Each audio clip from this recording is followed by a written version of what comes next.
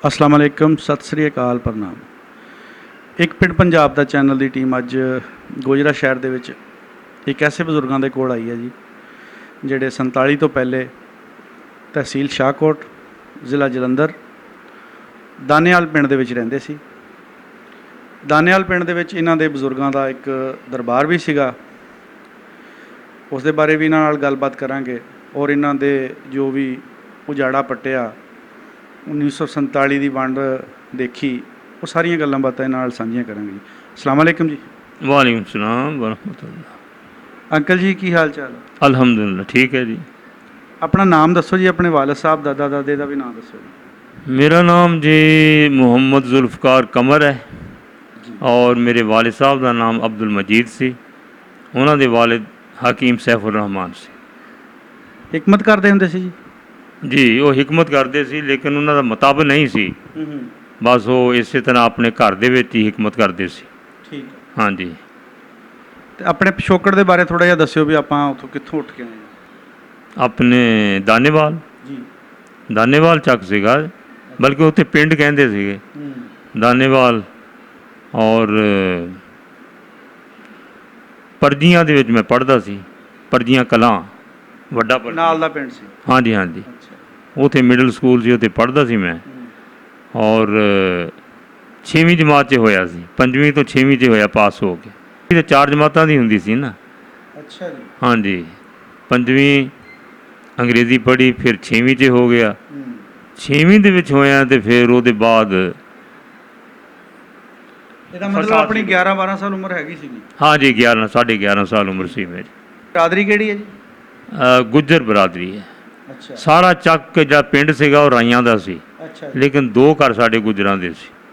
ते किन्नियां कुछ गल्लां बातां याद आ जी? उस वक्त 11 साल की उम्र सीगी, काफ़ी पता होना। बस मैनू इन्ना पता है कि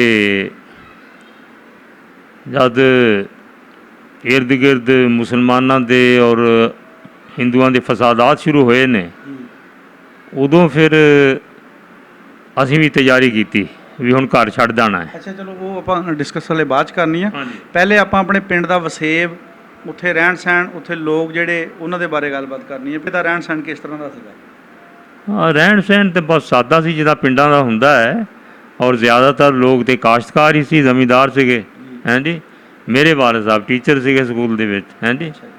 और बिल्कुल सादा सी काम, ते ना अपना कोई नालियां सीगियां, ना बिजली सी, कुछ भी नहीं सी, सादा सी। लेकिन बहरहाल पिंड बहुत वड्डा सी, कस्बा कहंदे सी उहनूं। अच्छा। 2 मस्जिदां सी। उस वक्त दो मस्जिद? हाँ 2 मस्जिदां बहुत वड्डियां बणीआं सी। पिंड दे विचाले सीगी? एक पासे सी, एक सेंटर 'च सी। दो मस्जिदां सी।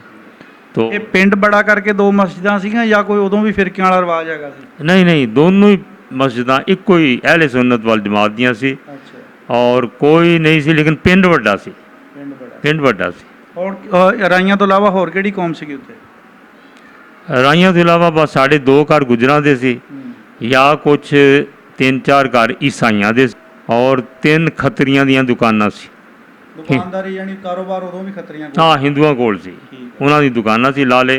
असीं उन्हां कोलों ही चीज़ां खरीददे सी। बहुत अच्छा आपस 'च सलूक सी। अच्छा। कोई भेदभाव नहीं सीगा भी आ मुसलमान आ सुन्नी नहीं आ, कोई ये चीज़ नहीं, ये कोई चीज़ नहीं। आ या हाँ कोई ईसाई नफरत आ। नहीं, कोई नफरत नहीं सी। हाँ। बल्कि उन्हां दे कोलों ही साडा हकीम जिहड़ा दादा, वो जिहड़ा नुस्खा लिखदा सी, वो भी उन्हां दीयां दुकानां तो ही लैंदे सी। वाह जी वाह। यानी वो पंसारियां दीयां दुकानां भी सी नाल। ठीक। नुस्खा जो भी लिखदे सी और दे दिंदे सी। अच्छा ਉਹ ਤੁਹਾਡੇ ਪਿੰਡ ਦੇ ਵਸਨੀਕ ਸੀਗੇ, ਯਾਨੀ ਕਿ ਬਾਹਰੋਂ ਨਹੀਂ ਸੀ ਆ ਕੇ ਦੁਕਾਨਦਾਰੀ ਕਰਦੇ, ਰਹਿੰਦੇ ਹੀ ਪਿੰਡ 'ਚ ਸੀ? हाँ पिंड दे सी, वो पिंड दे बाशिंदे सी। ਠੀਕ ਹੈ। हाँ जी हाँ जी। ਅੱਛਾ ਉੱਥੇ ਉਦੋਂ ਉਸ ਵਕਤ ਦੀਆਂ ਕਿਹੜੀਆਂ ਕਿਹੜੀਆਂ ਸਾਂਝਾਂ ਹੁੰਦੀਆਂ ਸੀਗੀਆਂ, ਜਿੱਦਾਂ ਜ਼ਿਮੀਂਦਾਰੀ ਨਾਲ ਲਾ ਲਓ ਜੁੜੀਆਂ ਹੋਈਆਂ, ਜਾਂ ਸ਼ਾਦੀਆਂ ਵਿਆਹਾਂ ਦੇ ਵਿੱਚ ਲਾ ਲਓ, ਕਿਸ ਤਰ੍ਹਾਂ ਸਾਂਝਾਂ ਨਿਭਾਉਂਦੇ ਸੀ? रस्मां हाँ बस यही तकरीबन कोई ऐसी अनोखी गल तो कोई नहीं सी। बस साल दे बाद एक मेला लगदा हुंदा सी, ਉਹਦੇ ਵਿੱਚ कुश्तियाँ कबड्डी वगैरह होनी। और फिर जब साडे वली फौत हो गए ने, और ये तकरीबन सन 2 साल पहलों की गल है, यानी 47 तो 2 साल पहले वो वफात हो गई उन्हों दी।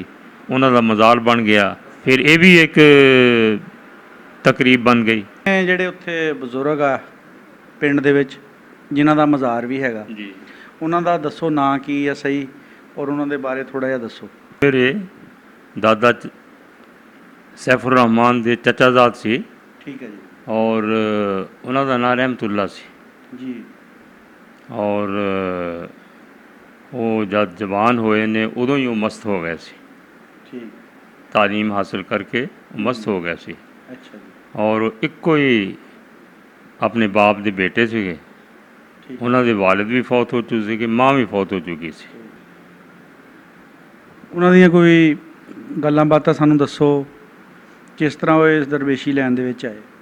ਹਾਂ, ਇਹ ਤਾਂ ਜੀ ਇਲਮ ਹਾਸਿਲ ਕੀਤਾ ਦੀਨ ਦਾ, ਉਹਦੇ ਬਾਅਦ ਇਹ ਹੈ ਕਿ ਉਹ ਮਸਤ ਹੋ ਗਏ ਨੇ। ਬਸ ਅਸੀਂ ਤਾਂ ਇਹੀ ਜਾਣਦੇ ਹਾਂ ਕਿ ਉਹ ਫਿਰ ਘਰ ਨਹੀਂ ਸੀ ਆਉਂਦੇ। ਅੱਛਾ। ਔਰ ਬਾਹਰ ਹੀ ਅੱਲਾਹੂ ਕਰਦੇ ਸੀ।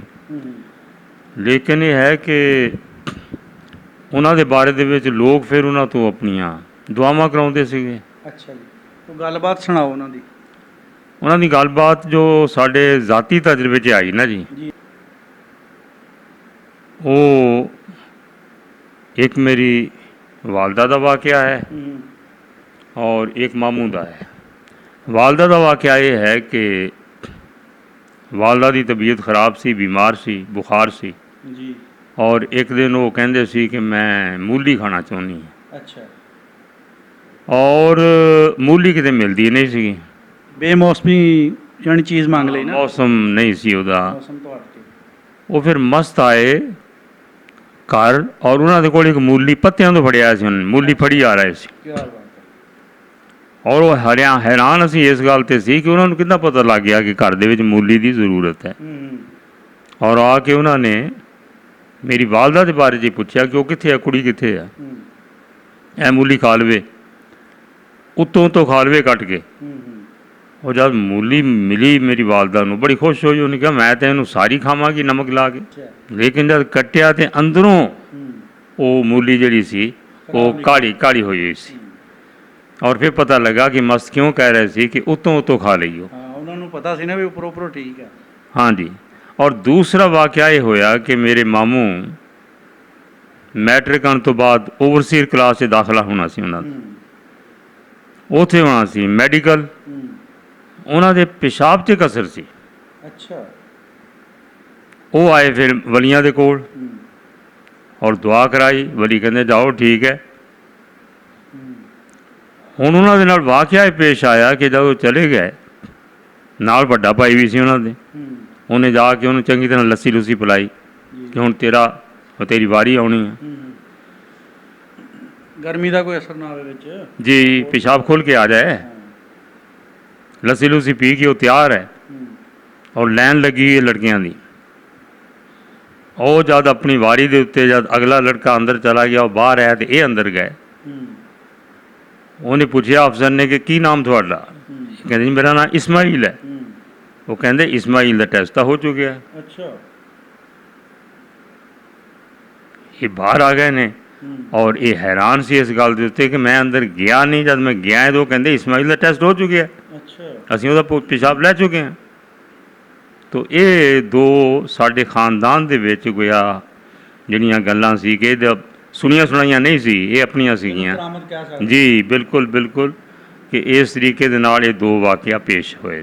ਉਸ ਤੋਂ ਇਲਾਵਾ ਜਿਹੜੀ ਅਸੀਂ ਇਹ ਮਸ਼ਹੂਰ ਗੱਲਾਂ ਸੁਣਦੇ ਸੀਗੇ, ਉਹਦੇ ਵਿੱਚ ਇੱਕ ਇਹ ਸੀਗੀ ਕਿ ਜਿਹੜੀ ਬਾਜ਼ੀਗਰ ਨੂੰ ਉਹਨਾਂ ਨੇ ਬਚਾਇਆ ਸੀਗਾ ਗਿਰਦੇ ਨੂੰ, ਔਰ ਇਹ ਇੱਕ ਕਿਤਾਬ ਲਿਖੀ ਗਈ ਹੈ ਸਾਇੰਸ ਔਰ ਇਸਲਾਮ, ਉਹਦੇ ਵਿੱਚ ਵੀ ਦਰਜ ਹੈ ਵਾਕਿਆ। ਔਰ ਤੀਸਰਾ ਵਾਕਿਆ ਜਿਹੜਾ ਉਹ ਵੀ ਸਾਡੇ ਖਾਨਦਾਨ ਦਾ ਹੈ, ਸਾਡੇ ਦਾਦਾ ਜੀ ਨਾਲ ਪੇਸ਼ ਆਇਆ ਹੈ। ਇਹ ਬਾਜ਼ੀਗਰ ਵਾਲਾ ਵਾਕਿਆ ਕਿਹੜਾ ਸੀਗਾ? ਇਹ ਬਾਜ਼ੀਗਰ ਦਾ ਵਾਕਿਆ ਇਹ ਸੀ ਕਿ ਸਾਡੇ ਪਿੰਡ ਤੋਂ ਦੂਰ ਕਿਸੇ ਸ਼ਹਿਰ ਦੇ ਵਿੱਚ ਬਾਜ਼ੀਗਰ ਆਪਣਾ ਤਮਾਸ਼ਾ ਦਿਖਾ ਰਿਹਾ ਸੀ ਔਰ ਉਹ ਤਮਾਸ਼ਾ ਦਿਖਾਉਂਦੇ ਗਿਰਿਆ। ਇੱਧਰ ਦਾਨੇਵਾਲ ਦੇ ਵਿੱਚ ਮਸਤ ਬੈਠੇ ਆ ਆਪਣੇ ਮੁਰੀਦਾਂ ਦੇ ਵਿੱਚ, ਬੈਠੇ ਖੜੇ ਹੋ ਗਏ ਔਰ ਜਿਸ ਤਰ੍ਹਾਂ ਕਿਸੇ ਚੀਜ਼ ਨੂੰ ਫੜ ਰਹੇ ਹੁੰਦੇ ਨਾ, ਹਾਂਜੀ ਇਸ ਤਰ੍ਹਾਂ ਹੱਥ ਕਰਕੇ ਫੜਿਆ ਔਰ ਫੜ ਕੇ ਜ਼ਮੀਨ 'ਤੇ ਖੜਾ ਕਰ ਦਿੱਤਾ ਔਰ ਫਿਰ ਬੈਠ ਗਏ। ਔਰ ਜਦ ਫਿਰ ਪੁੱਛਿਆ ਮੁਰੀਦਾਂ ਨੇ ਤੇ ਮਸਤਾਂ ਨੇ ਕਿਹਾ ਜੀ ਕਿ ਫਲਾਂ ਜਗ੍ਹਾ ਇੱਕ ਬਾਜ਼ੀਗਰ ਗਿਰ ਰਿਹਾ ਸੀ, ਉਸ ਨੂੰ ਮੈਂ ਸਹਾਰਾ ਦਿੱਤਾ। ਚੁਨਾਂਚੇ ਫਿਰ ਲੋਕਾਂ ਨੇ ਬਾਅਦ ਦੇ ਵਿੱਚ ਅੱਜ ਕੱਲ੍ਹ ਦੀਆਂ ਸਹੂਲਤਾਂ ਤਾਂ ਨਹੀਂ ਸੀ ਕਿ ਫੌਰੀ ਤੌਰ 'ਤੇ ਉਹ ਮੋਬਾਈਲ ਹੋ ਜਾਂਦਾ। ਬਾਅਦ 'ਚ ਵੀ ਪਤਾ ਕੀਤਾ ਤਾਂ ਵਾਕਈ ਉਹਨਾਂ ਨੇ ਕਿਹਾ ਕਿ ਇੱਥੇ ਬਾਜ਼ੀਗਰ ਤਮਾਸ਼ਾ ਦਿਖਾ ਰਿਹਾ ਸੀ ਔਰ ਉਹ ਰੱਸੇ ਤੋਂ ਗਿਰਿਆ ਹੈ ਔਰ ਮਸਤ ਆਦਮੀ ਨੇ ਉਹਨੂੰ ਆ ਕੇ ਇਸ ਤਰੀਕੇ ਨਾਲ ਸਹਾਰਾ ਦਿੱਤਾ ਹੈ ਔਰ ਸਾਨੂੰ ਨਹੀਂ ਪਤਾ ਉਹ ਮਸਤ ਕਿੱਥੋਂ ਆ ਗਿਆ ਸੀ। ਉਹ ਅਸੀਂ ਬੜੀ ਵਾਰੀ ਸੁਣੀ ਆਪਣੇ ਬਜ਼ੁਰਗਾਂ ਤੋਂ, ਮੇਰਾ ਨਾਨਾ ਵੀ ਇਹ ਗੱਲ ਸੁਣਾਉਂਦਾ ਹੁੰਦਾ ਸੀ ਜੀ, ਲੇਕਿਨ ਅੱਜ ਪਤਾ ਲੱਗਾ ਕਿ ਇਹ ਗੱਲ ਤੁਹਾਡੇ ਬਜ਼ੁਰਗਾਂ ਦੀ ਹੈ। ਬਜ਼ੁਰਗਾਂ ਦੀ ਹੈ। ਮਸਤ ਜੋ ਰਹਿਮਤੁल्ला ਸੀ ਮਰਹੂਮ।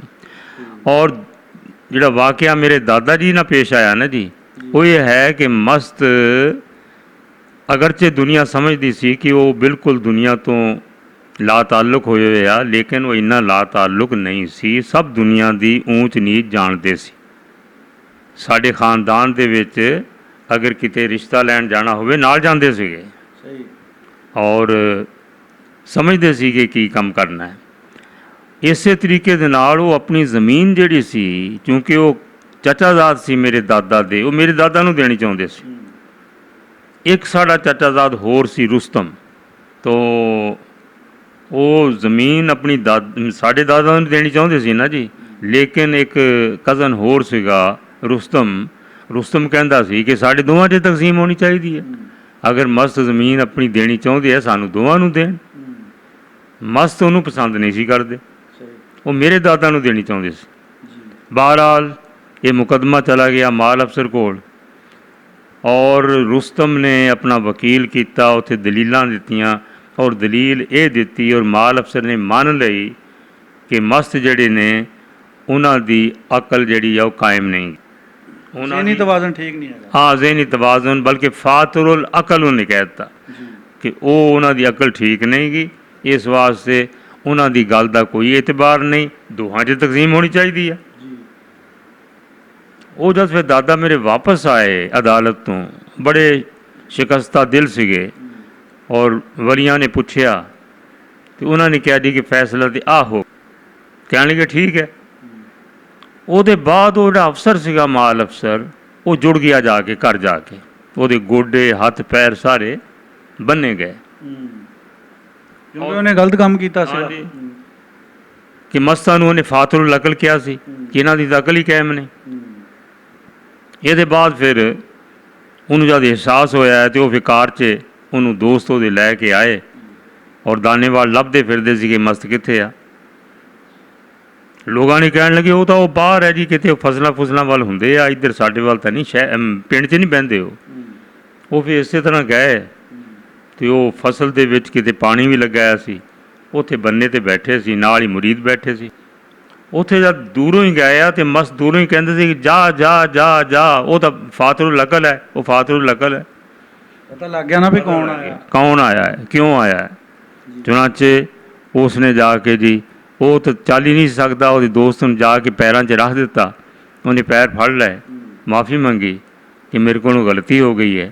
ਚੁਣਾਚੇ ਉਹਨਾਂ ਨੇ ਮਾफ़ ਕਰ ਦਿੱਤਾ ਔਰ ਉੱਥੋਂ ਉੱਠ ਕੇ ਸਹੀ ਸਾਲਮ ਆਪਣੀ ਕਾਰ ਵੱਲ ਨੂੰ ਔਰ ਜਾ ਕੇ ਉਹਨੇ ਆਪਣਾ ਫੈਸਲਾ ਸਹੀ ਕੀਤਾ ਕਿ ਇਹ ਜੋ ਕਹਿ ਰਿਹਾ ਹੈ ਰਹਿਮਤੁल्ला, ਉਹਦੇ ਮੁਤਾਬਿਕ ਇਹ ਸੈਫੁਰ ਰਹਿਮਾਨ ਨੂੰ ਜ਼ਮੀਨ ਦਿੱਤੀ ਜਾਂਦੀ ਹੈ। ਇਹ ਸਾਡੇ ਖਾਨਦਾਨ ਦੇ ਵਿੱਚ ਇਹ 3-4 ਚੀਜ਼ਾਂ ਜਿਹੜੀਆਂ ਨੇ ਸਾਡੀਆਂ ਆਪਣੀਆਂ ਆਪਣੇ ਦੇਖਣ ਨੂੰ ਮਿਲੀਆਂ। ਹਾਂ, ਬਿਲਕੁਲ ਦੇਖੀਆਂ ਮਿਲੀਆਂ ਔਰ ਜਿਹੜੇ ਬਿਆਨ ਕਰਨ ਵਾਲੇ ਉਹ ਸਾਡੇ ਆਪਣੇ ਆ। ਹਾਂਜੀ ਦਾਦਾ ਜੀ ਨੇ ਬਿਲਕੁਲ ਜੀ, ਜਿਹੜੇ ਅੱਲਾ ਦੇ ਨੇਕ ਬੰਦੇ, ਇਹਨਾਂ ਦੀਆਂ ਗੱਲਾਂ ਬਾਤਾਂ ਤੋਂ ਬੰਦਾ ਇਨਕਾਰ ਨਹੀਂ ਕਰ ਸਕਦਾ। ਇਹ ਇੱਕ ਲਾਈਨ ਹੈਗੀ ਆ, ਦਰਵੇਸ਼ੀ ਲਾਈਨ ਜਿਹਨੂੰ ਕਹਿੰਦੇ ਆ ਜੀ। ਬਿਲਕੁਲ ਤੇ ਇਹਨਾਂ ਨਾਲ ਉਲਝਣਾ ਨਹੀਂ ਚਾਹੀਦਾ, ਇਹਨਾਂ ਦੀ ਮਤਲਬ ਗੱਲ ਦੇ ਵਿੱਚ ਦਖਲ ਅੰਦਾਜ਼ੀ ਨਹੀਂ ਕਰਨੀ ਚਾਹੀਦੀ। ਉਹਨੇ ਦਖਲ ਅੰਦਾਜ਼ੀ ਕੀਤੀ ਹੈ ਤਾਂ ਆਪਣਾ ਫਿਰ ਸਬਕ ਵੀ ਲੈ ਲਿਆ ਉਹਨੇ। ਬਿਲਕੁਲ ਕਿ ਨਾ ਸਭ ਇਖਤਿਆਰਾਤ ਅੱਲਾ ਦੇ ਹੱਥ ਵਿੱਚ ਹੈ ਤੇ ਜਿਹੜੇ ਅੱਲਾ ਦੇ ਪਿਆਰੇ ਹੈ ਉਹਨਾਂ ਦੀ ਬੇਅਦਬੀ ਨਹੀਂ ਕਰਨੀ ਚਾਹੀਦੀ। ਹਾਂ, ਅੱਲਾਹ ਤਬਾਰਕ व तआला ਆਪਣੇ ਪਿਆਰਿਆਂ ਦੀ ਬੇਅਦਬੀ ਦਾ ਖੁਦ ਇੰਤਕਾਮ ਲੈਂਦਾ ਹੈ, ਇਸ ਵਾਸਤੇ ਇਹਨਾਂ ਦਾ ਅਦਬ ਚਾਹੀਦਾ ਕਰਨਾ। ਉਹਨਾਂ ਦਾ ਦਰਬਾਰ ਅੱਜ ਵੀ ਉੱਥੇ ਦਾਨੇਵਾਲ ਪਿੰਡ ਦੇ ਵਿੱਚ ਹੈਗਾ ਔਰ ਇੱਦਾਂ ਹੀ ਲੋਕ ਮਾਨਤਾ ਕਰਦੇ ਆ ਜੀ, ਜਿਸ ਤਰ੍ਹਾਂ ਇੱਕ ਬਜ਼ੁਰਗ ਦੀ ਕਰਨੀ ਚਾਹੀਦੀ ਹੈ। ਜੀ ਹਾਂ ਜੀ, ਉਦੋਂ ਵੀ ਜਿਸ ਤਰ੍ਹਾਂ ਮੁਸਲਮਾਨ ਸੀ ਇਸੇ ਤਰ੍ਹਾਂ ਉੱਥੇ ਹਿੰਦੂ ਔਰ ਸਿੱਖ ਵੀ ਆਉਂਦੇ ਸੀਗੇ। ਹਾਂਜੀ, ਤੋ ਬਜ਼ੁਰਗ ਤਾਂ ਸਾਂਝੇ ਹੁੰਦੇ ਆ ਜੀ, ਉਹਨਾਂ ਦਾ ਕਿਹੜਾ ਕੋਈ ਵੰਡ ਹੁੰਦੀ, ਉਹ ਤਾਂ ਹਿੰਦੂਆਂ ਦੇ ਵੀ ਸਿੱਖਾਂ ਦੇ ਵੀ। ਹਾਂਜੀ, ਉਹਨਾਂ ਨੂੰ ਮੰਨਣ ਵਾਲੇ ਉਦੋਂ ਵੀ ਇਹ ਸਾਰੇ ਸੀਗੇ, ਬਲਕਿ ਉਹ ਜ਼ਿਆਦਾਤਰ ਉਹ ਰਹਿੰਦੇ ਹੀ ਈਸਾਈਆਂ ਦੇ ਘਰਾਂ ਦੇ ਕੋਲ ਹੁੰਦੇ ਸੀ, ਉੱਥੇ ਗਰੀਬ ਸਮਝ ਕੇ ਉਹਨਾਂ ਦੇ ਕੋਲ ਹੀ। ਔਰ ਬਜ਼ੁਰਗਾਂ ਨੂੰ ਅਗਰ ਕਿਸੇ ਕੋਈ ਕੰਬਲ ਦੇ ਦਿੰਦਾ ਸੀ ਉਹ ਉਹਨਾਂ ਨੂੰ ਹੀ ਦੇ ਦਿੰਦੇ ਸੀਗੇ। ਇਸ ਵਾਸਤੇ ਉਹਨਾਂ ਦਾ ਫਰਕ ਨਹੀਂ ਸੀ ਉਹਨਾਂ ਦੀ ਜ਼ਿਹਨ 'ਚ ਕੋਈ। ਲਾਲੇ ਜਿਹੜੇ ਸੀਗੇ ਦੁਕਾਨਦਾਰ, ਉਹਨਾਂ ਦੇ ਤਾਂ ਨਾਂ ਦਾ ਪਤਾ ਹੋਣਾ ਆ? ਨਹੀਂ, ਨਾਂ ਨਹੀਂ ਉਹਨਾਂ ਦਾ, ਨਾਮ ਯਾਦ, ਬਸ ਅਸੀਂ ਤਾਂ ਇਹੀ ਲਾਲਾ ਜੀ ਬਸ ਇਹੀ ਕਹਿੰਦੇ ਹੁੰਦੇ ਸੀ। ਅੱਛਾ। ਹਾਂਜੀ। ਉਹਨਾਂ ਦੇ ਕੋਈ ਨਿਆਣੇ ਤੁਹਾਡੇ ਹਮ ਉਮਰ ਹੋਣ? ਨਹੀਂ। ਅੱਛਾ। ਆਪਣੇ ਪਿੰਡ ਦਾ ਲੰਬੜਦਾਰ ਕੌਣ ਸੀਗਾ? ਨੰਬਰਦਾਰ ਰਾਈ ਸੀ, ਲੇਕਿਨ ਇਹ ਹੈ ਕਿ ਕੋਈ ਮੈਨੂੰ ਨਾਮ ਇਹ ਨਹੀਂ ਪਤਾ, ਬਿਲਕੁਲ ਵੀ ਨਹੀਂ ਪਤਾ। ਇਹਦੀ ਵਜ੍ਹਾ ਇਹ ਹੈ ਕਿ ਮੈਂ ਦਾਨੇਵਾਲ ਨਾ ਬਹੁਤ ਥੋੜ੍ਹਾ ਰਿਹਾ, ਜ਼ਿਆਦਾ ਆਪਣੇ ਨਾਨਕਾ ਚੱਕ ਸੀ ਨਮਾਜ਼ੀਪੁਰ, ਉੱਥੇ ਮੈਂ ਪੜ੍ਹਦਾ ਰਿਹਾ। ਜਦ ਮੈਂ ਚੌਥੀ ਜਮਾਤ 'ਚ ਹੋਇਆ ਉਦੋਂ ਮੈਂ ਇੱਥੇ ਆ ਗਿਆ। ਇਹ ਨਮਾਜ਼ੀਪੁਰ ਕਿੱਥੇ ਗਾ ਜੀ? ਨਮਾਜ਼ੀਪੁਰ ਉੱਥੇ ਇੱਕ ਵੇਂ ਹੁੰਦੀ ਸੀ, ਅੱਜ ਕੱਲ੍ਹ ਨਦੀ ਕਹਿ ਦਈਦਾ, ਉਸ ਵੇਂ ਦੇ ਕਿਨਾਰੇ 'ਤੇ ਆ। ਅੱਛਾ। ਔਰ ਉਹਦੇ ਕੋਲ ਹੀ ਮੁਰੀਦਵਾਲ ਸੀ। ਇਸੇ ਜ਼ਿਲ੍ਹੇ ਵਿੱਚ? ਹਾਂ, ਬਿਲਕੁਲ ਕਰੀਬ, ਇਸੇ ਤਹਿਸੀਲ ਦੇ ਵਿੱਚ, ਇਸੇ ਤਹਿਸੀਲ ਦੇ ਵਿੱਚ, ਨਕੋਦਰ ਤਹਿਸੀਲ ਦੇ ਵਿੱਚ ਨਮਾਜ਼ੀਪੁਰ ਸੀ। ਔਰ ਉੱਥੇ ਮੇਰੇ ਗੋਇਆ ਮਾਮੇ ਰਹਿੰਦੇ ਸੀਗੇ। ਔਰ ਉੱਥੇ ਹਾਲ ਵੀ ਇਹੀ ਸੀ ਵੀ ਸਾਰਾ ਚੱਕ ਰਾਈਆਂ ਦਾ ਸੀ, ਔਰ 2-3 ਘਰ ਈਸਾਈਆਂ ਦੇ ਸੀਗੇ, ਔਰ ਉੱਥੇ ਵੀ ਇੱਕ ਮੇਰਾ ਖਿਆਲ ਹਿੰਦੂਆਂ ਦੀ ਦੁਕਾਨ ਸੀਗੀ। ਉੱਥੇ ਲਾਲੇ ਦੀ ਦੁਕਾਨ ਇੱਕ ਸੀ, ਬਾਕੀ ਮੁਸਲਮਾਨਾਂ ਦੀ ਦੁਕਾਨਾਂ ਸੀ। ਤੋ ਉਹ ਛੋਟਾ ਜਿਹਾ ਚੱਕ ਸੀ, ਚੱਕ ਵੀ ਛੋਟਾ ਸੀ। ਉਹ ਮੇਲਿਆਂ ਮੂਲਿਆਂ ਤੇ ਜਾਂਦੇ ਹੁੰਦੇ ਸੀ? ਨਹੀਂ, ਮੇਲਿਆਂ 'ਤੇ ਨਹੀਂ, ਜਿਹੜਾ ਬਸ ਚੱਕ 'ਚ ਹੋਵੇ ਉੱਥੇ ਹੀ, ਬਾਕੀ ਬੱਚੇ ਉਹ ਵੀ ਚੋਰੀ ਛੁਪੇ ਜਾਂਦੇ ਹੋਣੇ, ਜਿੱਦਾਂ ਦਾ ਘਰ ਦਾ ਹਿਸਾਬ ਕਿਤਾਬ ਮੈਨੂੰ ਲੱਗਦਾ ਨਹੀਂ ਵੀ ਜਾਣਦੇ।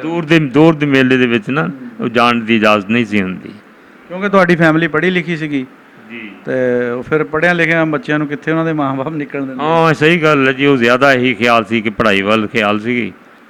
ਅੱਛਾ ਜੀ, ਆਪਣੇ ਕੋਈ ਰਿਸ਼ਤੇਦਾਰੀਆਂ ਜਿਹੜੀਆਂ ਆਲੇ ਦੁਆਲੇ ਕਿਹੜੇ ਪਿੰਡਾਂ 'ਚ ਸੀਗੀਆਂ? ਇੱਕ ਤਾਂ ਮੈਂ ਕਿਹਾ ਨਾ ਜਲਾਲਾਬਾਦ ਸੀ, ਇੱਕ ਨਮਾਜ਼ੀਪੁਰ ਸੀ, ਉੱਥੇ ਦਾ ਨਾਮ ਕੀ? ਇੱਕ ਮੂਲੇਵਾਲ ਸੀ। ਅੱਛਾ ਜੀ। ਮੂਲੇਵਾਲ ਵੀ ਇੱਕ ਚੱਕ ਸੀਗਾ, ਪਿੰਡ ਸੀਗਾ ਮੂਲੇਵਾਲ, ਉੱਥੇ ਵੀ ਮੇਰੀ ਫੁੱਫੀ ਉੱਥੇ ਵਿਆਹੀ ਹੋਈ ਸੀ, ਅਤੇ ਉਸ ਮੂਲੇਵਾਲ ਦੇ ਨਾਲ ਵੀ ਸਾਡਾ ਪੂਰਾ ਤਾਲੁਕ ਸੀਗਾ। ਜਿੱਦਾਂ ਨਿਆਣੇ ਹੁਣ ਜਾਂਦੇ ਆ ਨਾਨਕਿਆਂ ਦੇ, ਹੁਣ ਵੀ ਆਉਂਦੇ ਆ, ਛੁੱਟੀਆਂ ਗਰਮੀਆਂ ਦੀਆਂ ਹੋ ਜਾਂਦੀਆਂ, ਤਾਂ ਪਿੰਡਾਂ ਥਾਵਾਂ 'ਚ ਕਹਿਣ ਲੱਗ ਪੈਂਦੇ ਤੁਹਾਡੇ ਦਾਣੇ ਮੁੱਕ ਗਏ, ਹੁਣ ਤੁਸੀਂ ਨਾਨਕਿਆਂ ਦੇ ਆ ਗਏ। ਜਦੋਂ ਤੁਸੀਂ ਉੱਥੇ ਨਾਨਕਿਆਂ 'ਤੇ ਜਾਂਦੇ ਹੁੰਦੇ ਸੀ, ਤੁਹਾਨੂੰ ਵੀ ਤਾਂ ਕਹਿੰਦੇ ਹੁੰਦੇ ਸੀ?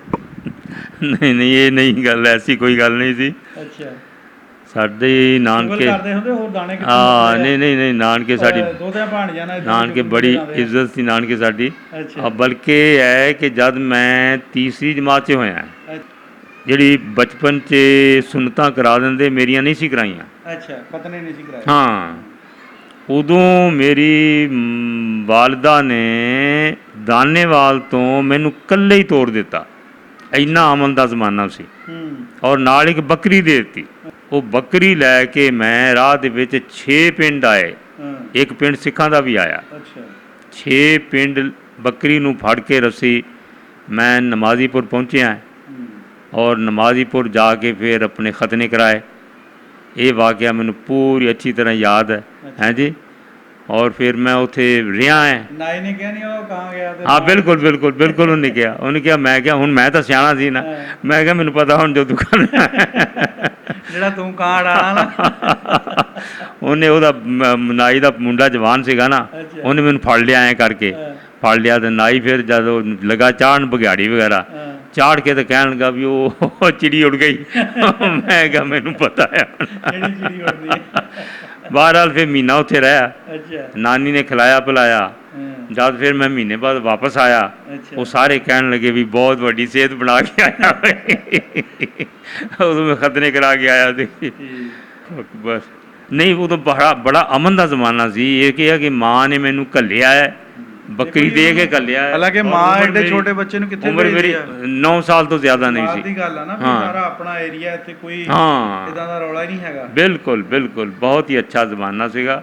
ਔਰ ਮੈਂ ਹਰ ਜਗ੍ਹਾ ਰਸਤੇ ਦੇ ਵਿੱਚ ਮੈਨੂੰ ਯਾਦ ਹੈ, ਜਗ੍ਹਾ ਮੈਨੂੰ ਪਿਆਸ ਲੱਗੀ ਨਾ, ਤੇ ਉੱਥੇ ਜਿਹੜਾ ਪਿੰਡ ਦੇ ਦਰਮਿਆਨ 'ਚ ਖੂਹ ਸੀ, ਉੱਥੇ ਹਿੰਦਣੀਆਂ ਪਾਣੀ ਭਰ ਰਹੀਆਂ ਸੀ। ਅੱਛਾ।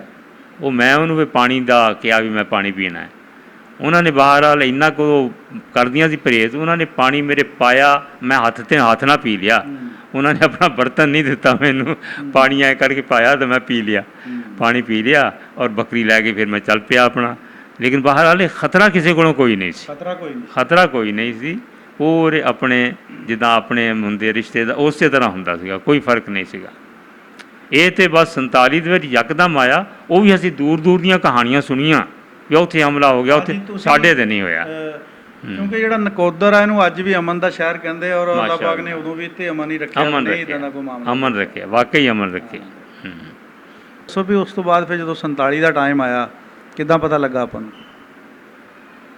ਬਸ ਉਹ ਇਰਦ ਗਿਰਦ ਜਿਹੜੀਆਂ ਗੱਲਾਂ ਹੁੰਦੀਆਂ ਸੀ ਨਾ, ਉਹ ਅਸੀਂ ਸੁਣੀਆਂ ਅੱਛਾ ਬੱਚਿਆਂ ਨੇ। ਔਰ ਪਹਿਲੇ ਤਾਂ ਆਪਣਾ ਮੁਸਲਿਮ ਲੀਗ ਦਾ ਨਾਮ ਸੁਣਿਆ, ਜਿਨਾਹ ਦਾ ਨਾਮ ਸੁਣਿਆ। ਉਹਦੇ ਬਾਅਦ ਫਿਰ ਸਾਡੇ ਕੰਨ ਉਦੋਂ ਖੜੇ ਹੋਏ ਜਦ ਕਹਿਣ ਲੱਗੇ ਵੀ ਘਰ ਛੱਡ ਜਾਣੇ ਆ। ਅੱਛਾ ਹਾਂਜੀ, ਉਹ ਐਨ ਮੁਮਕਿਨ ਹੈ ਕਿ ਉਹ ਅਗਸਤ ਆ ਗਿਆ ਹੋਵੇ। ਬਹਰਹਾਲ ਇਹ ਹੈ ਕਿ ਉਸ ਤੋਂ ਪਹਿਲੇ ਤਾਂ ਕਿ ਬਿਲਕੁਲ ਗੁਮਾਨ ਨਹੀਂ ਸੀਗਾ ਕਿ ਆਪਾਂ ਆਪਣੇ ਇਲਾਕੇ ਵੀ ਛੱਡ ਕੇ ਜਾਣੇ ਆ। ਨਾ ਨਾ ਨਾ, ਅੱਛਾ, ਉਹਦੀ ਵਜ੍ਹਾ ਇਹ ਹੈ ਕਿ ਸਾਡਾ ਜਿਹੜਾ ਸਾਰੀ ਤਹਿਸੀਲ ਨਕੋਦਰ ਹੈਗੀ ਆ ਇਹ ਉਹ ਮੁਸਲਮਾਨਾਂ ਦਾ ਮੁਸਲਮਾਨ ਸੀ। ਔਰ ਅਗਰ ਇੱਕ ਦੋ ਘਰ, ਇੱਕ ਦੋ ਚੱਕ ਸਿੱਖਾਂ ਦੇ ਸੀ, ਬੜੇ ਅੱਛੇ ਤਾਲੁਕਾਤ ਸੀ ਉਹਨਾਂ ਦੇ ਨਾਲ। ਜਲੰਧਰ ਜੀ ਇੱਕ ਲਾਈਨ ਦੇ ਵਿੱਚ 35 ਪਿੰਡ ਲਗਾਤਾਰ ਗੁਜਰਾਂ ਦੇ ਸੀਗੇ। ਹਾਂ ਹੁਣ ਦੇ ਜੀ ਲਾਜ਼ਮਨ ਨਵਾਂ ਸ਼ਹਿਰ ਵਾਲੀ ਸਾਈਡ ਤੇ। ਜੀ ਜੀ ਜੀ, ਹੁਣ ਦੇ। ਮੈਂ ਤੇ ਬਾਅਦ ਦਾਨੇਵਾਲ ਤੋਂ ਨਿਕਲਿਆ ਹੀ ਨਹੀਂ, ਅੱਛਾ। ਉਦੋਂ ਹੀ ਨਿਕਲਿਆ ਜਦ ਫਿਰ ਨਕੋਦਰ ਪਹੁੰਚੇ। ਦਾਨੇਵਾਲ ਦੇ ਆਲੇ ਦੁਆਲੇ ਕਿਹੜੇ ਕਿਹੜੇ ਪਿੰਡ ਸੀਗੇ? ਦਾਨੇਵਾਲ ਦੇ ਆਲੇ ਦੁਆਲੇ ਆਪਣਾ ਮੀਆਂਵਾਲ ਸੀ, ਨੰਗਲ ਅੰਬੀਆ ਹਾਈ ਸਕੂਲ ਸੀ। ਅੱਛਾ, ਹਾਂ, ਨੰਗਲ ਅੰਬੀਆ ਹਾਈ, ਰਾਈਆਂ। ਹਾਂ ਮੀਆਂਵਾਲਾ ਰਾਈਆਂ, ਬਿਲਕੁਲ ਇਸ ਤਰ੍ਹਾਂ ਦੇ ਚੱਕ ਸੀਗੇ।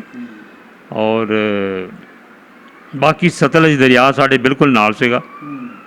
ਐ ਸੈਰ ਕਰਦੇ ਕਰਦੇ ਜਾਈਏ। ਹੋਰ ਕਿਹੜੇ ਪਿੰਡ ਸੀਗੇ ਜੀ? ਇੱਕ ਤਾਂ ਮੀਆਂਵਾਲ ਰਾਈਆਂ, ਇੱਕ ਨੰਗਲ ਹੋ ਗਿਆ। ਹਾਂ, ਹੋਰ ਮੁਰੀਦ ਵਾਲਾ ਸੀ। ਮੁਰੀਦ ਵਾਲਾ? ਹਾਂ, ਅੱਛਾ ਇਸ ਤਰ੍ਹਾਂ ਦੇ ਚੱਕ ਸੀਗੇ ਉੱਥੇ। ਅੱਛਾ ਮਲਸੀਆਂ ਸੀ, ਅੱਛਾ, ਮਲਸੀਆਂ ਰੇਲਵੇ ਸਟੇਸ਼ਨ ਸੀ, ਠੀਕ ਉਹ ਸਾਡੇ ਤੋਂ ਕੋਈ 5 ਮੀਲ ਦੂਰ ਹੋਣਾ। ਠੀਕ। ਹਾਂਜੀ। ਅੱਛਾ, ਫਿਰ ਤੁਹਾਨੂੰ ਪਤਾ ਲੱਗ ਗਿਆ ਵੀ ਉਹ ਤਕਰੀਰਾਂ ਵਗੈਰਾ ਸੁਣਦੇ ਜਾਂ ਰੇਡੀਓ ਦੇ ਥਰੂ ਥੋੜੀ ਕੋਈ ਬਹੁਤੀਆਂ? ਨਹੀਂ, ਰੇਡੀਓ ਵੀ ਕੋਈ ਨਹੀਂ ਸੀ। ਅੱਛਾ, ਬਸ ਇਹ ਆ ਵੀ ਲੋਕਾਂ ਤੋਂ ਗੱਲਾਂ ਤੋਂ ਪਤਾ ਲੱਗਾ। ਪੈਦਲ ਖਬਰਾਂ ਤੁਹਾਡੇ ਤੱਕ ਪਹੁੰਚਣ ਲੱਗ ਪਈਆਂ? ਪੈਦਲ ਖਬਰਾਂ ਪਹੁੰਚੀਆਂ, ਲੋਕਾਂ ਦੇ ਜ਼ਰੀਏ ਖਬਰਾਂ ਸੁਣੀਆਂ ਅਸੀਂ। ਹਾਂ, ਇਹ ਆਬਾਦੀ ਦਾ ਤਬਾਦਲਾ ਵੀ ਹੋ ਜਾਣਾ। ਇੱਥੋਂ ਅਸੀਂ ਹੁਣ ਜਾਣਾ ਹੈ, ਇੱਥੋਂ ਜਾਣਾ ਹੈ।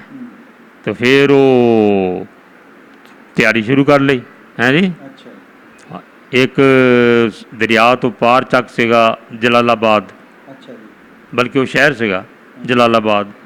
ਉੱਥੇ ਸਾਡੇ ਰਿਸ਼ਤੇਦਾਰ ਸੀ, ਉਹ ਸਾਡੇ ਕੋਲ ਆ ਗਏ ਉੱਠ ਕੇ, ਅੱਛਾ, ਕਿਉਂਕਿ ਉੱਥੇ ਸਿੱਖ ਹਿੰਦੂ ਵੀ ਸੀਗੇ ਨਾ। ਹਾਂ, ਉਹ ਪਹਿਲਾਂ ਹੀ ਉੱਠ ਕੇ ਸਾਡੇ ਕੋਲ ਆ ਗਏ ਅੱਛਾ, ਦਾਨੇਵਾਲ ਤੋਂ ਫਿਰ ਅਸੀਂ ਇਕੱਠੇ ਹੋ ਕੇ ਚੱਲ ਪਏ ਹਾਂ। ਫਿਰ ਕਾਫਲਾ ਬਣਾ ਕੇ। ਕਾਫਲਾ ਬਣਾ ਕੇ ਨਿਕਲੇ ਹਾਂ। ਜਿਹੜੇ ਜ਼ਮੀਂਦਾਰ ਸੀ ਉਹ ਆਪਣੇ ਗੱਡੇ ਲੈ ਕੇ ਤੁਰ ਪਏ, ਗੱਡਿਆਂ ਦੇ ਉੱਤੇ ਸਮਾਨ ਰੱਖ ਲਿਆ। ਸਾਡੇ ਕੋਲ ਗੱਡਾ ਵੀ ਕੋਈ ਨਹੀਂ ਸੀ, ਕਿਉਂਕਿ ਜ਼ਮੀਨ ਸਾਡੀ ਰਾਖੀ ਦੇ ਦਿੱਤੀ ਹੁੰਦੀ ਸੀ, ਅੱਛਾ, ਰਾਖੀ ਦੇ ਹੁੰਦੀ ਸੀ।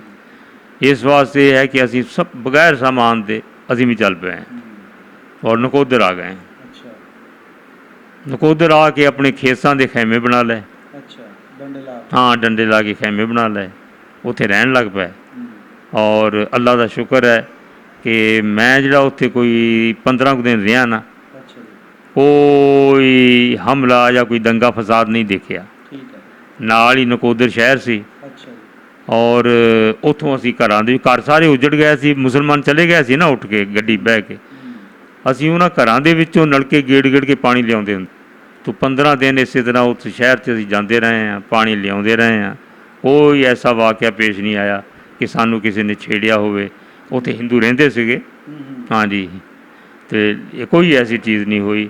ਔਰ 15 ਦਿਨ ਬਾਅਦ ਅਸੀਂ ਫਿਰ ਆ ਗਏ। ਮੈਂ 15 ਦਿਨ ਬਾਅਦ ਉੱਥੋਂ ਫਿਰ ਤੁਸੀਂ ਕਿਹੜੀ ਸਾਈਡ ਨੂੰ ਮੂਵ ਕੀਤਾ? 15 ਦਿਨ ਤੋਂ ਬਾਅਦ ਹਕੂਮਤ ਨੇ ਇੱਧਰੋਂ 6 ਬੱਸਾਂ ਘੱਲੀਆਂ ਸੀ, 6 ਬੱਸਾਂ ਘੱਲੀਆਂ ਸੀ ਕਿ ਜਾ ਕੇ ਲੈ ਆਓ। ਉਹ 6 ਬੱਸਾਂ ਦੇ ਵਿੱਚ ਅਸੀਂ ਆ ਗਏ। ਔਰ ਉਹਦੇ ਬਾਅਦ ਬਾਕੀ ਸਾਰਾ ਕੈਂਪ ਜਿਹੜਾ ਨਾ, ਉਹ ਫਿਰ ਕੋਈ 1.5 ਮਹੀਨਾ ਬਾਅਦ ਗੱਡੀ 'ਚ ਰੇਲ ਟ੍ਰੇਨ 'ਚ ਆਏ ਨੇ, ਅਤੇ ਅਸੀਂ ਬੱਸਾਂ 'ਚ ਆ ਗਏ ਸੀ। ਤੁਸੀਂ ਉੱਥੋਂ ਬੱਸਾਂ 'ਚ ਬਹਿ ਕੇ ਸਿੱਧੇ ਲਾਹੌਰ ਆ ਗਏ? ਹਾਂ, ਲਾਹੌਰ ਆ ਗਏ, ਬਾਲਟਨ ਕੈਂਪ ਦੇ ਵਿੱਚ ਆ ਗਏ।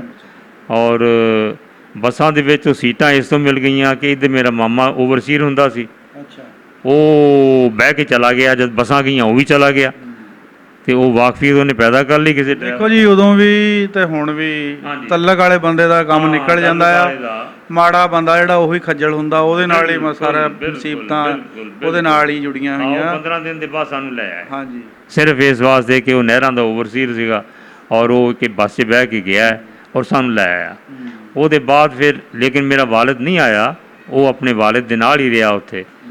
ਉਹ ਫਿਰ 1.5 ਮਹੀਨੇ ਬਾਅਦ ਜਦ ਟ੍ਰੇਨਾਂ ਚੱਲ ਪਈਆਂ ਨਾ, ਉਹ ਫਿਰ ਟ੍ਰੇਨ 'ਚ ਬਹਿ ਕੇ ਆਏ ਨੇ। ਹਾਂਜੀ। ਉਹਨਾਂ ਨੇ ਫਿਰ ਕੁਝ ਨਹੀਂ ਦੱਸਿਆ ਵੀ ਪਿੱਛੇ ਕੀ ਹੋਇਆ, ਕਿਉਂਕਿ 1.5 ਮਹੀਨਾ ਬਾਅਦ ਆਏ ਆ। ਪਿੱਛੇ ਹਮਲੇ ਹੋਏ ਲੇਕਿਨ ਕੈਂਪ ਤੇ ਨਹੀਂ ਹੋਇਆ। ਮੇਰਾ ਦਾਦਾ ਸ਼ਹਿਰ ਦੀ ਮਸਜਿਦ 'ਚ ਜਾਂਦਾ ਸੀਗਾ, ਫਾਟਕ ਲੰਘ ਕੇ ਉੱਥੇ ਜਾ ਕੇ ਇਸ਼ਰਾਕ ਪੜ੍ਹਨੀ, ਨਮਾਜ਼ ਪੜ੍ਹਨੀ। ਉੱਥੇ ਫਿਰ ਹਮਲਾ ਹੋਇਆ ਹੈ ਔਰ ਉਹ 2 ਸਿੱਖ ਸੀਗੇ, ਇੱਕ ਮੁਸਲਮਾਨ ਦੇ ਮਗਰ ਨੱਠੇ ਫਿਰ ਰਿਹਾ ਸੀ। ਉਹ ਮੁਸਲਮਾਨ ਮਸਜਿਦ 'ਚ ਆ ਗਿਆ, ਉਹਨੂੰ ਉਹ ਮਸਜਿਦ 'ਚ ਕਾਬੂ ਨਾ ਆਵੇ, ਉਹ ਸਿੱਖਾਂ ਦੇ ਉਹ ਨੱਠਾ ਫਿਰਦਾ ਸੀ ਨਾ। ਤੇ ਆਖਰ ਉਹਦੀ ਜ਼ੁਬਾਨ 'ਚੋਂ ਨਿਕਲ ਗਿਆ ਵੀ ਮੇਰੇ ਮਗਰ ਪਏ ਹੋਏ ਉਹਦੇ, ਉਹ ਵੀ ਤਾਂ ਮੁਸਲਮਾਨ ਲੱਗਾ ਆ ਖੜਾ, ਨਮਾਜ਼ਾਂ ਪੜ੍ਹਨ ਲੱਗਾ ਆ ਹੈਂ। ਉਹ ਪਹਿਲੇ ਤਾਂ ਉਹਨਾਂ ਨੇ ਉਹਨੂੰ ਟੁਕਿਆ ਔਰ ਮਸਜਿਦ ਦੇ ਵਿੱਚ ਹੀ ਮਾਰਤਾ, ਮਸਜਿਦ 'ਚ ਉਹਦੇ ਮਾਰ ਕੇ ਉਹਨੂੰ ਮਸਜਿਦ ਦੀ ਖੂਹ 'ਚ ਸਿੱਟ ਦਿੱਤਾ। ਅੱਛਾ, ਜਿਹੜਾ ਨਮਾਜ਼ ਪੜ੍ਹਦਾ ਸੀ? ਹਾਂ, ਨਹੀਂ ਉਹ ਜਿਹਦੇ ਅੱਗੇ ਲਾ ਕੇ ਲਾਇਆ, ਉਹਨੂੰ ਮਾਰ ਕੇ ਸਿੱਟ ਦਿੱਤਾ। ਉਹਦੇ ਬਾਅਦ ਫਿਰ ਮੇਰੇ ਦਾਦੇ ਵੱਲ ਨੂੰ ਹੋਏ। ਅਸੀਂ ਬਹਰਹਾਲ ਉਦੋਂ ਆ ਚੁੱਕੇ ਸੀ, ਇਹ ਕਹਾਣੀ ਪਹੁੰਚੀ ਸਾਨੂੰ। ਉਹ ਫਿਰ ਦਾਦੇ ਵੱਲ ਹੋਏ ਤੇ ਉਹਨਾਂ ਨੇ ਆਪਣੀ ਕਿਰਪਾਨ ਮਾਰੀ। ਦਾਦੇ ਨੇ ਐ ਉਂਗਲੀ ਹਿਲਾਈ ਨਮਾਜ਼ ਦੇ ਵਿੱਚ, ਲੇਕਿਨ ਉਹਨਾਂ ਨੇ ਮਾਰੀ ਦੋਨੋਂ ਪਾਸੇ ਮਾਰੀਆਂ, ਲੇਕਿਨ ਉਹ ਕਤਲ ਪੂਰੀ ਤਰ੍ਹਾਂ ਨਾ ਕਰ ਸਕੇ। ਦੋ ਮਾਰ ਕੇ ਚਲੇ ਗਏ, ਦਾਦਾ ਗਿਰ ਗਿਆ। ਹਾਂ, ਦਾਦਾ ਗਿਰ ਗਿਆ। ਉਹਦੇ ਬਾਅਦ ਉਹਨੇ ਕਿਤੇ ਆਏ, ਕਿਉਂਕਿ ਮੇਰਾ ਇੱਕ ਕਜ਼ਨ ਸੀਗਾ ਜਲਾਲਾਬਾਦ ਤੋਂ ਆਇਆ ਸੀ, ਉਹ ਹਕੀਮ ਸ਼ਰੀਫ ਉਹਦਾ ਨਾਮ ਸੀ। ਸਾਰਾ ਕੈਂਪ ਉਹਦੇ ਕੋਲੋਂ ਇਲਾਜ ਕਰਾਉਂਦਾ ਸੀ। ਉਹ ਫਿਰ ਕੋਈ ਉੱਥੇ ਮਸੀਤੇ ਆਇਆ ਤੇ ਦਾਦੇ ਨੇ ਕਿਹਾ ਕਿ ਉੱਥੇ ਜਾ ਕੇ ਐਲਾਨ ਕਰ ਦਿਓ ਕਿ ਹਕੀਮ ਸ਼ਰੀਫ ਦਾ ਨਾਨਾ ਉੱਥੇ ਪਿਆ ਹੈ। ਤਾਂ ਚ ਉਹ ਆਏ, ਉਹ ਆ ਕੇ ਚੁੱਕ ਕੇ ਲੈ ਗਏ। ਔਰ ਫਿਰ ਨਕੋਦਰ ਸ਼ਹਿਰ ਦੇ ਵਿੱਚ ਹਿੰਦੂ ਡਾਕਟਰ ਸੀ, ਉਹਦੇ ਕੋਲੋਂ ਇਲਾਜ ਕਰਾਉਂਦੇ ਰਹੇ, ਕੋਈ ਫਰਕ ਨਹੀਂ ਸੀ। ਉਹ ਕੁਝ ਐਸੇ ਬਦਮਾਸ਼ ਸੀ ਜਿਹੜੇ ਹਮਲੇ ਕਰਦੇ ਫਿਰਦੇ ਸੀ, ਬਾਕੀ ਠੀਕ ਸੀ, ਇੱਕ ਦੂਜੇ ਦੇ ਨਾਲ ਤਾਵਨ ਕਰ ਰਹੇ ਸੀ। ਬਾਅਦ ਦੇ ਵੀ ਇਲਾਜ ਕਰਾਉਂਦੇ ਰਹੇ, ਲੇਕਿਨ ਬਹਰਹਾਲ ਇਹ ਹੈ ਕਿ ਉਹ ਜ਼ਖਮ ਠੀਕ ਨਹੀਂ ਹੋਇਆ ਔਰ ਤਕਰੀਬਨ 1 ਮਹੀਨਾ ਬਿਮਾਰ ਰਹਿ ਕੇ ਉਹ ਉੱਥੇ ਵਫਾਤ ਹੋ ਗਈ ਉਹਨਾਂ ਦੀ। ਉਹਨਾਂ ਦੀ ਕਬਰ ਉੱਥੇ ਬਣਾ ਕੇ ਆ ਗਏ ਸੀ। ਅੱਛਾ, ਉੱਥੇ ਕਬਰ ਹੈ? ਹਾਂ, ਕਬਰ ਨਕੋਦਰ ਬਣਾਇਆ ਹੋਇਆ ਸੀ ਉਹਨਾਂ ਦੀ। ਹੋਰ ਕੋਈ ਬਜ਼ੁਰਗਾਂ ਨੇ ਗੱਲਬਾਤ ਦੱਸੀ ਹੋਵੇ ਉਹ, ਕਿਉਂਕਿ 1.5 ਮਹੀਨੇ ਤੋਂ ਬਾਅਦ ਫਿਰ ਸਫ਼ਰ ਕੀਤਾ, ਆਏ ਵੀ ਉਦੋਂ ਜਦੋਂ ਬਿਲਕੁਲ ਉਦੋਂ ਅਰੂਜ 'ਤੇ ਗੱਲ ਪਹੁੰਚ ਗਈ ਸੀਗੀ। ਹਾਂਜੀ। ਲੇਕਿਨ ਬਹਰਹਾਲ ਉਹਨਾਂ ਦੇ ਬਜ਼ੁਰਗਾਂ ਦੀ ਗੱਲ ਵੀ ਇਹੀ ਸੀਗੀ ਕਿ ਕੈਂਪ ਦੇ ਵਿੱਚੋਂ ਕੋਈ ਇੱਧਰ ਉੱਧਰ ਜਾਂਦਾ ਸੀ ਤੇ ਹਮਲੇ ਹੁੰਦੇ ਸੀ, ਉਹ ਜ਼ਖਮੀ ਵੀ ਹੋ ਗਿਆ, ਮਰ ਵੀ ਗਿਆ, ਲੇਕਿਨ ਕੈਂਪ 'ਤੇ ਹਮਲਾ ਨਹੀਂ ਕੀਤਾ ਗਿਆ ਕੋਈ, ਕਿਉਂਕਿ ਲਾਜ਼ਮਨ ਉੱਥੇ ਕੋਈ ਪੁਲਿਸ ਦਾ ਹਿਸਾਬ ਸੀਗਾ ਨਾ ਕੋਈ ਨਿਗਰਾਨੀ ਸੀਗੀ। ਨਾਲੇ ਜੀ ਉੱਥੇ ਜ਼ਿਆਦਾ ਤਾਦਾਦ ਵਿੱਚ ਬੰਦੇ ਸੀ, ਫਿਰ ਹਮਲਾ ਤਾਂ ਇਕੱਲੇ ਕਰੇ। ਇਹ ਵੀ ਗੱਲ ਉੱਥੇ ਬਹੁਤ ਬੈਠੇ ਸੀ, ਉੱਥੇ ਤਾਂ ਪੂਰੀ ਤਹਿਸੀਲ ਬੈਠੀ ਸੀ। ਔਰ ਉਹਦੇ ਬਾਅਦ ਇਹ ਹੈ ਕਿ ਜਿਹੜੀ ਉਹਨਾਂ ਦੀ ਗੱਡੀ ਆਈ ਆ, ਉਹ ਵੀ ਅਲਹਮਦੁਲਿਲਾ ਖੈਰੀਅਤ ਦੇ ਨਾਲ ਪਾਕਿਸਤਾਨ ਪਹੁੰਚੀ ਆ। ਰਸਤੇ 'ਚ ਹਮਲਾ ਕੋਈ ਨਹੀਂ ਹੋਇਆ, ਗੱਡੀ ਠੀਕ ਆਈ ਉਹਨਾਂ ਦੀ। ਹਾਂਜੀ, ਤੋ ਇਹ ਹੈ ਜੀ। ਬਸ ਮੈਂ ਵਾਲਟਨ ਕੈਂਪ 'ਚ ਆਏ ਹਾਂ, ਵਾਲਟਨ ਕੈਂਪ ਤੋਂ ਗਾਂਹ ਫਿਰ ਆਪਣੇ ਆ ਕੇ ਅਸੀਂ ਇੱਧਰ ਬੈਠ ਗਏ ਹਾਂ ਸਮੁੰਦਰੀ ਤਹਿਸੀਲ ਦੇ ਵਿੱਚ। ਕਿਹੜੇ ਪਿੰਡ 'ਚ? ਉਹ ਨਿਸ਼ਾਰਨ ਪਿੰਡ ਸੀ, ਨਿਸ਼ਾਰਨ। ਅੱਛਾ, ਨਿਸ਼ਾਰਨ ਪਿੰਡ 'ਚ ਬੈਠ ਗਏ। ਉੱਥੇ ਕਿਉਂਕਿ ਪਿੱਛੇ ਅਸੀਂ ਜ਼ਮੀਨ ਦਾ ਪਾਣੀ ਪੀਂਦੇ ਆਏ ਸੀ, ਇੱਥੇ ਵੀ ਲੱਗ ਪਿਆ ਪੀਣ, ਲੇਕਿਨ ਇਹ ਹੈ ਕਿ ਇੱਥੇ ਉਹ ਪਾਣੀ ਮੁਆਫਕ ਨਾ ਆਇਆ, ਸਭ ਨੂੰ ਮੋਸ਼ਨ ਲੱਗ ਗਏ। ਫਿਰ ਉਹ ਇਲਾਜ ਕਰਾਉਂਦੇ ਰਹੇ। ਫਿਰ ਇਹਦੇ ਬਾਅਦ ਮੇਰੇ ਵਾਲ ਚੂੰਕਿ ਟੀਚਰ ਸੀ, ਇਹਨਾਂ ਨੂੰ 45 ਦੇ ਵਿੱਚ ਨੌਕਰੀ ਮਿਲ ਗਈ। ਇਸ ਤੋਂ ਅਸੀਂ ਫਿਰ ਉੱਥੋਂ ਨਿਸ਼ਾਰਨ ਤੋਂ ਉੱਠ ਕੇ 45 ਆ ਗਏ, ਅੱਡਾ 45, ਪੁਲ 45 ਗੋਜਰਾ ਸਮੁੰਦਰੀ ਨੂੰ ਜਾਂਦੇ ਹਾਂ। ਹਾਂ ਜੀ, ਇਹਦੇ ਦਰਮਿਆਨ 'ਚ ਉਹ ਪੁਲ 45 ਅਸੀਂ ਆ ਗਏ। ਔਰ ਇੱਥੇ ਫਿਰ ਮੈਂ ਵੀ ਔਰ ਮੇਰਾ ਕਜ਼ਨ ਹੁੰਦਾ ਸੀ, ਅਸੀਂ ਇੱਥੇ ਫਿਰ 7ਵੀਂ ਜਮਾਤ 'ਚ ਦਾਖਲ ਹੋ ਗਏ, ਕਿਉਂਕਿ 1 ਸਾਲ ਜ਼ਾਇ ਹੋ ਗਿਆ ਨਾ ਕਿ ਇਸੇ ਤਰ੍ਹਾਂ ਹੀ 7ਵੀਂ ਜਮਾਤ ਦੇ ਵਿੱਚ ਸਨ 48 ਵਿੱਚ 7ਵੀਂ ਜਮਾਤ 'ਚ ਅਸੀਂ ਫਿਰ ਦਾਖਲ ਹੋਏ। ਇੱਥੇ ਪੜ੍ਹਦੇ ਰਹੇ ਹਾਂ ਅਸੀਂ। ਕੋਈ ਗੱਲਾਂ ਬਾਤਾਂ ਹੋਰ ਉੱਥੋਂ ਦੀਆਂ ਯਾਦ ਆਉਂਦੀਆਂ ਇੱਥੇ ਆ ਕੇ ਵੀ? ਮੁੜ ਜ਼ਿਹਨ ਦੇ ਵਿੱਚ ਬੰਦੇ ਦੇ ਕੋਈ ਨਕਸ਼ੇ ਬਣੇ ਹੁੰਦੇ ਆ? ਬਸ ਗੱਲਾਂ ਤਾਂ ਇਹੀ ਹੈ ਜੀ, ਬਾਹਰ ਆਪਣਾ ਜਿਹੜਾ ਦੇਸ਼ ਹੁੰਦਾ ਹੈ, ਬਚਪਨ ਜਿੱਥੇ ਗੁਜ਼ਾਰਿਆ ਹੈ, ਉਹ ਅੱਛਾ ਲੱਗਦਾ ਹੈ ਜੀ। ਔਰ ਉਹ ਰਸਤੇ ਹੀ ਅੱਛੇ ਲੱਗਦੇ ਆ। ਦਾਨੇਵਾਲ ਤੋਂ ਚੱਲਣਾ ਹੈ, ਫਿਰ ਪਹਿਲਾਂ ਛੋਟਾ ਪਰਜੀਆਂ ਆਉਣਾ, ਫਿਰ ਵੱਡਾ ਪਰਜੀਆਂ ਆਉਣਾ, ਫਿਰ ਉਹ ਸਕੂਲ ਦੇ ਵਿੱਚ ਪੜ੍ਹਦੇ ਰਹੇ, ਉਹ ਸਾਰਾ ਨਕਸ਼ਾ ਤਾਂ ਯਾਦ ਹੈ। ਲੇਕਿਨ ਇਹ ਹੈ ਕਿ ਹੋਰ ਇਹ ਹੈ ਕਿ ਚੂੰਕਿ ਉਮਰ ਛੋਟੀ ਸੀ, ਇਸ ਵਾਸਤੇ ਉਹ ਜ਼ਿਆਦਾ ਮੈਨੂੰ ਉਹਨਾਂ ਦੇ ਨਾਮ ਯਾਦ ਨਹੀਂ। ਇਹਨਾਂ ਵੀ ਬਜ਼ੁਰਗਾਂ ਦਾ ਹੁਣ ਇਸ ਪੀਰੀਅਡ ਦੇ ਵਿੱਚ ਅਸੀਂ ਇੰਟਰਵਿਊ ਕਰਦੇ, ਉਹਨਾਂ ਦੀਆਂ ਉਮਰਾਂ ਇਹੀ ਆ 10, 12, 15 ਸਾਲ ਤੱਕ, ਜ਼ਿਆਦਾ ਤੋਂ ਜ਼ਿਆਦਾ। ਲੇਕਿਨ ਕੀ ਆ ਕਿ ਉਹਨਾਂ ਕੋਲ ਆਪਣੇ ਬਜ਼ੁਰਗਾਂ ਦੀਆਂ ਦੱਸੀਆਂ ਹੋਈਆਂ ਗੱਲਾਂ ਬਾਤਾਂ ਬਹੁਤ ਹੁੰਦੀਆਂ, ਕਿਉਂਕਿ ਉਸ ਤੋਂ ਬਾਅਦ ਫਿਰ ਆ ਕੇ ਘਰਾਂ 'ਚ ਬਹਿ ਕੇ ਬਹੁਤ ਸਾਲ ਤਾਂ ਇਹੀ ਡਿਸਕਸ ਹੁੰਦੀ ਰਹੀ ਆ। ਬਲਕਿ ਬੜੇ ਬੰਦਿਆਂ ਦੀ ਤਾਂ ਇਹੀ ਝਾਕ ਰਹੀ ਵੀ ਅਸੀਂ ਪਿੱਛੇ ਨੂੰ ਮੁੜ ਕੇ ਚੱਲ ਜਾਣਾ ਹੈ। ਜੀ। ਉਹ ਤਾਂ ਹੁਣ ਗੱਲ ਇਹ ਹੈ ਕਿ ਜਿਹੜੇ ਇੱਧਰ ਪੈਦਾ ਹੋਏ ਨੇ ਸਾਡੇ ਬੱਚੇ ਆ, ਉਹ ਵੀ ਸਾਡੀ ਇਹ ਗੱਲਾਂ ਜਾਣਦੇ ਸਾਡੇ ਕੋਲ ਸੁਣ ਕੇ, ਹਾਂਜੀ, ਕਿ ਅਸੀਂ ਕਿਹੜੇ ਚੱਕ 'ਚੋਂ ਆਏ ਸੀ, ਕਿਹੜੇ ਤਾਲੁਕਾਤ, ਉਹ ਸਭ ਜਾਣਦੇ ਆ। ਲੇਕਿਨ ਇਹ ਹੈ ਕਿ ਉਹ ਚੂੰਕਿ ਉਦੋਂ ਇਸ ਤਰ੍ਹਾਂ ਦੇ ਸਫ਼ਰ ਮਿਸਾਲ ਦੇ ਤੌਰ 'ਤੇ ਅਸੀਂ ਪੈਦਲ ਹੀ ਜਾਂਦੇ ਸੀ, ਸਾਈਕਲ ਵੀ ਨਹੀਂ ਸੀ ਹੁੰਦੇ ਉਦੋਂ, ਬਹੁਤ ਘੱਟ ਹੁੰਦੇ ਸੀ।